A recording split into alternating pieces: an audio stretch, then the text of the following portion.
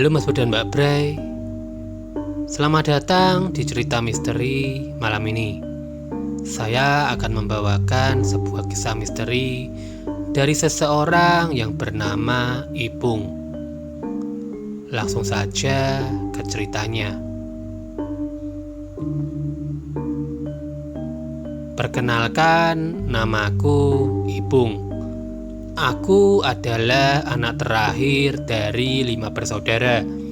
Sebagai anak terkecil, aku dekat sekali dengan ibuku.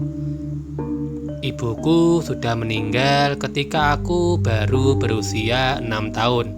Tapi ingatan tentang beliau sangat jelas terekam di memoriku. Bahkan kejadian ketika aku masih berumur 3 tahun, aku masih ingat dengan sangat jelas. Mendiang ibuku punya kelebihan yang kata beliau diwarisi dari kakeknya. Salah satu kejadian yang membuktikan hal itu terjadi pada waktu aku berusia sekitar 4 atau 5 tahun. Pada pagi hari, seperti biasa, ibuku memasak di dapur. Tiba-tiba saja datang sepasang burung perenjak, atau biasa disebut juga burung gelati, hinggap di atas daun pintu. Salah satu burung itu berulang kali mematuk daun jendela, kemudian berkicau terus-menerus dalam waktu yang cukup lama, layaknya sedang berbicara. Ketika mendengar suara itu, ibuku yang kala itu sedang sibuk memasak berhenti sebentar dan memperhatikannya seperti menyimak. Tak lama kemudian kedua burung itu pun pergi. Lalu tiba-tiba saja ibuku menyuruhku pergi ke warung untuk membeli ikan asin. Sepulang dari warung, beliau berkata, "Sebentar lagi kakekmu mau datang. Ibu mau masak sayur asem dan ikan asin kesukaan beliau." Aku yang masih keheranan lalu bertanya, "Loh, kok ibu bisa tahu?" Lalu ibuku menjawab, "Burung tadi yang mengabarkannya ke ibu." Dan benar saja, sekitar jam 10-an kakekku datang. Itu salah satu kejadian yang aku ingat betul. Kejadian lainnya juga pernah terjadi di lain waktu. Aku adalah anak yang paling susah tidur. Kadang waktu kecil aku biasa tidur ketika azan subuh berkumandang setelah semalaman begadang. Gangguan tidurku ini aku alami bisa sebulan 2 hingga 3 kali. Pernah pada suatu dini hari, karena besok pagi ada acara syukuran, entah syukuran apa aku lupa, ibuku bangun jam 2 pagi dan mulai siap-siap memasak di dapur. Karena saat itu aku belum tertidur, aku lantas ikut ibuku di dapur sambil bermain. Karena bosan, aku minta izin bermain di luar, dan pintu dapur dibuka sehingga ibu bisa mengawasiku. Keadaan di luar saat itu masih gelap, dan tahun itu sekitar awal tahun 1990. Lampu penerangan masih bolam kuning 5 watt yang temaram. Aku masih asik bermain, sementara ibuku sibuk di dapur. Hingga tiba-tiba ada perempuan berpakaian serba putih mendekatiku. Karena sibuk main tanah, aku hanya melihat bagian bawah kakinya dan tidak melihat mukanya.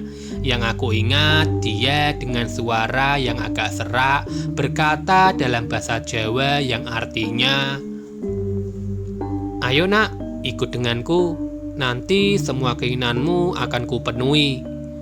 Lalu tiba-tiba ibuku setengah berlari mendatangiku dan berkata pada perempuan itu, "Hei, jangan ganggu anakku. Dia dalam lindunganku.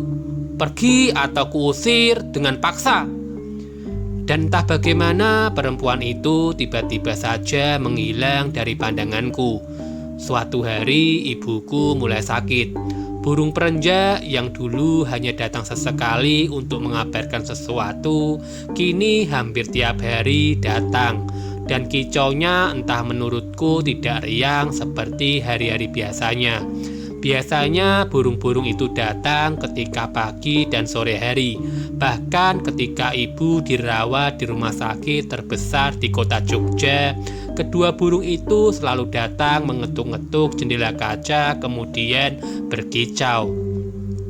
Setelah sebulan dirawat, akhirnya beliau meninggal dunia. Sejak itu aku tidak lagi melihat kedua burung itu ke rumah. Setelah bertahun-tahun kemudian aku berumah tangga dan tinggal di luar kota. Waktu itu aku baru mau punya anak. Dan menjelang istriku lahiran, aku melihat sepasang burung perenjak itu hinggap di pohon di depan rumah. Keduanya berkicau bersahutan. Berisik sekali, bahkan bidan yang membantu persalinan bertanya kepadaku, "Ada apa sih kok burung-burung berkicau keras sekali?" Ketika anakku lahir, kedua burung itu bertengger di tepi pintu kaca. Layaknya orang yang melihat dari balik jendela kaca, sesaat berkicau kemudian kembali terbang. Anakku sejak bayi setiap malam hampir tidak tidur. Menjelang azan subuh baru mau tidur. Dan itu tiap hari sampai umurnya menginjak 6 bulan. Ketika sudah umur 3 tahun dan masuk PAUD, dia seringkali mencoret-coret tembok dan gambarnya itu abstrak. Tapi kalau dilihat-lihat menyerupai gambaran sebuah sosok. Ada mata, hidung, dan mulut. Ketika dilihat timbul kesan yang seram. Sudah berapa kali aku mencat tembok secara berulang-ulang, tapi dia terus saja mencoret-coret tembok itu membentuk gambar yang sama. Guru PAUD anakku juga bercerita, kalau di sekolah anakku sering ketakutan. Kalau ditanya kenapa, dia berkata ada mas-mas membawa tali panjang yang dikalungkan di leher dan banyak lagi hal yang tidak masuk akal. Suatu hari kami pulang kampung. Waktu itu anakku berusia 5 tahun. Kami pulang ketika libur tahun baru Hijriah. Malam harinya anakku panas demam, mengigau panasnya waktu itu sampai 42 derajat Celcius. Demam sempat turun ketika dikasih paracetamol, tapi kemudian naik lagi. Ketika menjelang subuh demam turun dan dia bangun seperti tidak ada apa-apa. Esok harinya atas anjuran saudara, dia aku bawa ke tukang pijit di desaku. Beliau itu orang paling tua di desaku. Aku kira ini mungkin karena capek di perjalanan hingga demam. Namun ketika kami masuk ke rumah, mata Simbah itu tidak lepas dari anakku. Ia memandang anakku dengan sangat lekat.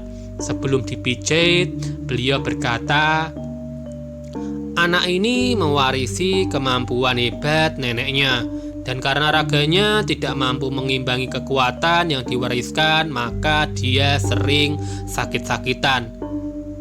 Dan benar saja, anakku hampir setiap minggu sakit, entah demam atau apapun itu. Mbah sempat menawari bagaimana jika warisan dari neneknya itu disegel atau entah apa istilahnya sehingga tidak mengganggunya. Aku pun menyetujuinya. Beliau juga berkata, "Banyak makhluk dunia lain yang tertarik dengan kemampuan itu. Dan karena anakmu tidak ada yang melindungi dan mengajarinya menguasai kekuatan itu, maka lebih baik disegel aja. Walau ada kemungkinan pancaran kekuatan itu masih ada walau tidak ketara." Setelah ditutup mata batinnya dan kemampuannya, anakku jadi layaknya anak-anak pada umumnya. Kejadian itu telah berlalu sampai sekitar di awal bulan Januari 2020. Ketika itu anakku menginap di rumah neneknya. Pada pagi hari datang 2 ekor burung perenjak. Satunya bertengger di pohon dan berkicau. Satunya mematuk-matuk jendela kaca. Kejadian itu terjadi setiap hari, pagi dan sore. Ketika suatu pagi aku ke rumah mertuaku untuk menjemput anakku, pertama kali aku kira ada tamu karena ada ketuk-ketukan di kaca jendela. Tapi anakku berkata, "Itu yang ngetuk jendela depan burung ya?" Aku pun mengiyakan perkataan anakku. Pernah suatu ketika oleh bapak mertuaku kaca jendelanya sengaja dibuka. Mungkin burung-burung itu mau masuk kalau jendelanya dibuka. Tapi tetap saja burung itu cuma mengetuk-ngetuk kaca dengan paruhnya. Dia berinisiatif dibuatkan tempat makan di luar dekat jendela. Tapi burung itu tidak sekalipun mau makan biji-bijian yang sudah disediakan. Keduanya hanya datang lalu mematuk-matuk kaca. Kejadian itu berulang terus sampai hari ini. Kini anakku sudah balik ke rumahku. Kedua hari ada sepasang burung kutilang datang ke rumah kami. Yang dilakukannya pun sama. Satu burung berkicau di pohon, satunya mematuk jendela depan rumah kami. Dan datang pagi dan sore hari. Sementara burung gelati di rumah mertuaku masih tetap datang seperti biasa. Apakah ini kebetulan atau mereka ingin menyampaikan sesuatu, tapi kami tidak tahu pesan apa yang coba mereka sampaikan.